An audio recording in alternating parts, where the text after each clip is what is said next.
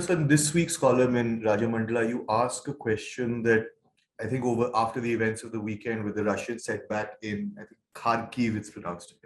Please forgive me if I'm wrong. In Ukraine, is that could Russia lose? I mean, there's been a lot of propaganda as will happen in conflicts, saying that of course Russia could lose or Russia can never lose. But this is the first time there's a serious setback. Now, is that the earlier understanding, the sort of common sense understanding was that it's a battle between how long Russia can. It wasn't going to be a quick war that much, as you mentioned in the column, was clear. It was a battle between how long the Russian forces can last and expand, versus the appetite in Europe in particular for the suffering from the lack of energy, inflation, prices going up, and winter is coming was the big Game of Thrones-esque headlines everywhere.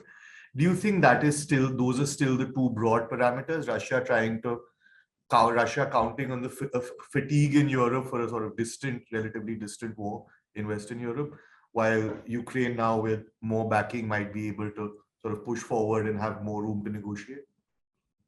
Exactly. I think when we started out, nobody had expected this war to last so long. Initially people said, look, Ukraine will just fold up within a week. The Russians will be marching into Kyiv in less than a week. But it's now 6 months. And the question of who can endure more pain, whether Russia could endure the economic sanctions, and whether the Europeans could survive the winter with the Russia's energy blockade. So I think that was the basis on which the model of a prolonged stalemate was considered. And it looked like while the sanctions did have an effect on the Russian economy, the huge oil sales continue to bring in revenue for Russia. Well, Europe has hung together for the last 6 months. So, but it looked like the winter might create conditions in Europe where there were a lot of unhappiness with the growing energy bills. There have been a lot of demonstrations all across Western Europe. But I think this lightning offensive by the Ukrainians over the weekend, I think alters the equation fundamentally. That is, if there is a sense that Ukraine might actually win this war, or the Russians will be compelled to leave, then many European governments might now say, look, it's better to support Ukraine and get this over with, rather than telling Ukraine, as they have in the last many weeks, look, this is not going to end well for anyone, so why don't we compromise, settle something with Russia? So in that sense, the Russian bargaining power goes down, but then you can't completely write off Russia. They still have some cards. But I think at this point, the offensive has begun to change the calculus in most countries which are affected by this war in Ukraine. So one of the things in your article, which everyone should read, it's on the IndianExpress.com, of course, and probably wherever you're watching this video, it should be in the description. So have a look. One of the things you're not saying that, oh, look, this is a setback, but it's not a defeat. I mean, let's not overread one setback for Russia. It's still a very powerful military. Like you're saying, the economic crisis isn't so deep yet there are signs that even domestically, there are some signs that, some support could be waning. Do you think at this point, I mean, what all the peaceniks would say is this may be a good time to start negotiating? Because Zelensky's demands, I mean, there is also a sense of heroism that he's embodying for his own people or in his own head sometimes, his critics would say, is that, reparations, war crimes, this is of course part of rhetoric. There's a political rhetoric that accompanies the conflict. But do you think that this may be a time, one, and sort of a sub-question to that is you mentioned that there also seems to be very little understanding of how Russia views this or how the Russian establishment, Putin's establishment, is there now that they say that they sort of walked back on the nuclear threat earlier. Do you think that kind of brinksmanship may come back given the setback? Look, I think it poses very difficult challenges for President Vladimir Putin. It's gone far too long.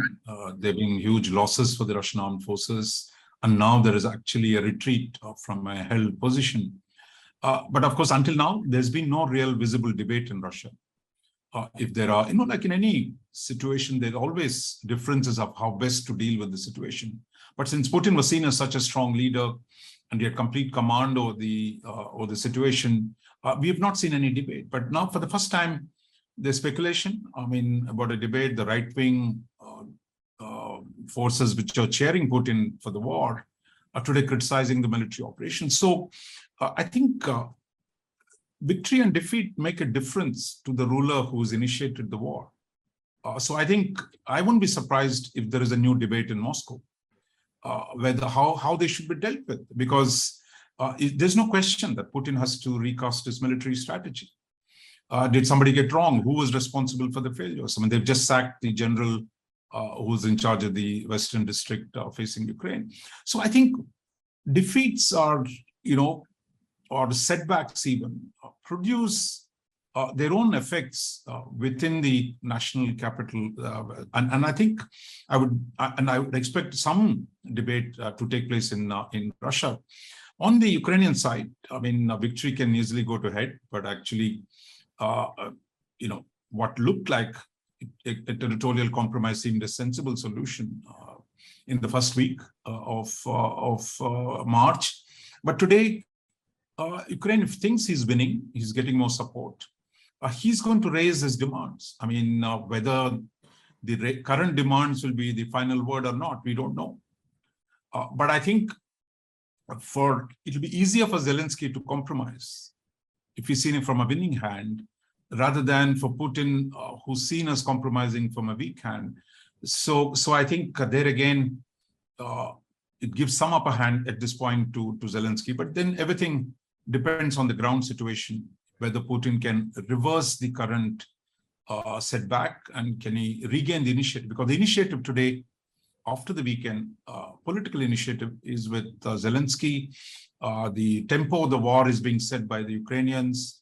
They're picking and choosing the places where they want to fight. So I think it's a fairly difficult situation for Russia and a pretty impressive situation for Ukraine, who nobody had given a chance to stand up to mighty Russia. So in the piece, again, everyone should read it. It has a lot more detail as well as insight. In the piece that you talk about, with this, even now, which is this kind of change in the ground, you've had China-Russia combined was seen as a sort of new broad alliance. In China, while has done a lot of political support and rhetoric, hasn't really put its money where its mouth is, so to speak, so far. And now it's increasingly unlikely to do so. So then if there is a sort of setback or compromise in this area, there was these great fears that this now justifies, say, Taiwan, China going and trying to retake Taiwan, or it also changes the calculus in the Indo-Pacific, where China has been both aggressive and belligerent and similar, this is my sphere of influence kind of thing. And then India's reaction to that. India so far has been, if not on the fence, at least reserved and looked out to, like you say, manage the economic fallout. How do you see these two things playing out? One, China, Russia, and China's own confidence, as well as now what Delhi should be doing going forward? Yeah, I think for the China is a major question, because I think there was a reason why Putin announced the alliance just before the Ukraine invasion, and when he went to Beijing in February. For both Russia and China, it seemed that they were agreed that the West is on decline and that the room for maneuver has grown. And Putin thought in Europe, he can divide Europe and easily win in Ukraine. And similarly, Xi Jinping thought that actually confronting the US was a risk-free. But now I think, just as Putin, I think Xi Jinping too will have to recalculate. You can be cynical and say a weak Russia will become even more dependent on China. But then you don't want weak allies, right? You want strong allies. And a weak ally is also a problem, because one reason China has not fully supported Putin is the sanctions effects. Russia doesn't want to get affected by potential third-party sanctions. So I think, but what is clear at this point is China has to recalculate. Does it go out and support further Putin, or does it does it really distance itself a little bit? So if the trend is seen as drifting towards a Russian defeat, then I would be surprised if Xi Jinping does not make some accommodation to the new reality. But the problem for him, he's also presented himself as a strong man. He has the party congress coming up next month, where he's supposed to get an extension. So I think it also comes at a difficult moment for for Xi Jinping, because they all assume that it will be easy win in Ukraine. For India, of course, we are not. Our problem has been the oil prices, food security, a whole range of secondary consequences of the war. I mean, I think, and the sanctions on Russia, which complicated our relationship with Russia. But India's, barring the economic effects, India's fundamental geopolitical situation is not threatened by either outcome. Yeah.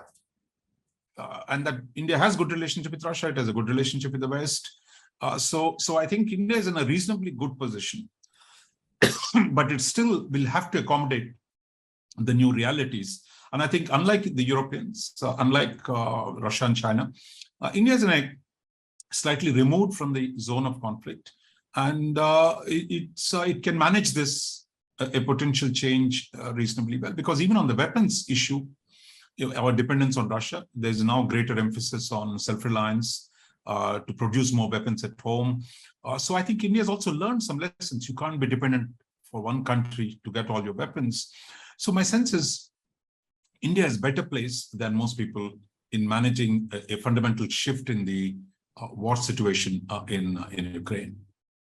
Great. Thanks so much. We will, of course, keep seeing you next week. Russia, you should follow the story. It's on the IndianExpress.com, like a lot of places. And please read the piece. It is on the IndianExpress.com as well. Thank you, sir. We'll see you next week.